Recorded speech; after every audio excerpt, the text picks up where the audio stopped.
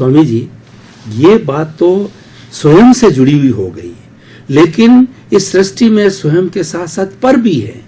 दूसरे अन्य व्यक्ति जो कार्य करते हैं उन पे भी यही फॉर्मूला लागू होता है कि वो भी इस सृष्टि के अधीन ही है। उनको भी संचालन करने वाला वही सृष्टि है, वही कुदरत है। लेकिन हम कई बार क्या होता है, राग द्वेष के कारण जो है वो उसको दोषित मानते हैं कि वो ऐसा कर रहा है, वैसा कर रहा है, और हम कॉज डालते हैं, हम प्रतिक्रिया करते हैं, ओपिनियन देते हैं अपनी। तो स्वामी जी, इसको भी कैसे रोका जा सकता है? वो भी आपने 50% तो स्वयं का तो बता दिया। अब स्वयं और पर, क्योंकि हम एक जो आज के जीवन में जी रहे हैं, तो पर की बात जो मैंने प्रश्न किया वो भी थोड़ा खुलासा कर दीजिए, ताकि हम दूसरे को दोषित नहीं देखें।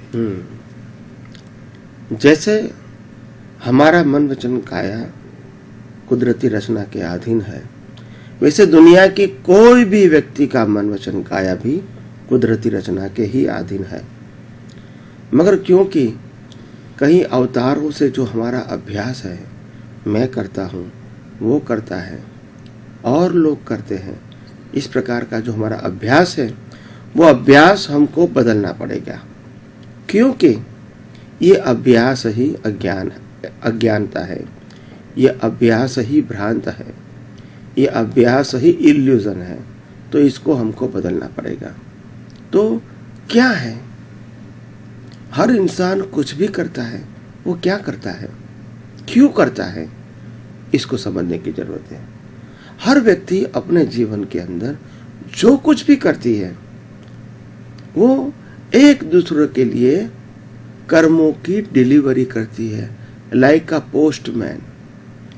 पोस्टमैन जैसे पोस्ट की डिलीवरी करता है, मगर डिलीवरी करने के साथ वो हर डिलीवरी के लिए रिस्पॉन्सिबल नहीं होता है, ये उनकी ड्यूटी है। ऐसे हमारे जीवन में भी, हमारे इर्द गिर्द, परिवार में, समाज में बहुत सारे लोग हमको मिलते हैं, माता पिता के रूप में, भाई बहन के रूप में, पति पत्नी के रूप में, बच्चे के रूप में, पड़ोसी के रूप में, मित्र के रूप में, समाज के रूप में। जो जो लोग हमको मिलते हैं वो सब एक दूसरे के लिए पोस्टमैन है। और वो पोस्टमैन क्या करता है? कर्मों की डिलीवरी करता है। अगर हमारा पाप का उदय है तो वो हमको दुख दे के चला जाएगा, अगर हमारा पुण्य का उदय है तो वो सुख दे के चला जाएगा। मगर देने वाला पोस्टमैन है, इसलिए वो दूषित नहीं है। तो इसके लिए हमको राग द्वेष करने की आवश्यकता नहीं है। यही शरीर के कर्मों का फल है।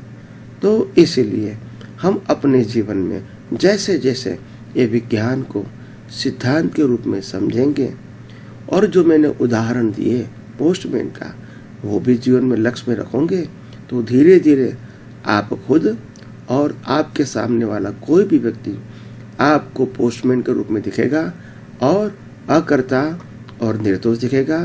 तो इसीलिए फिर राग द्वेष होने की संभावना रहती ही नहीं है।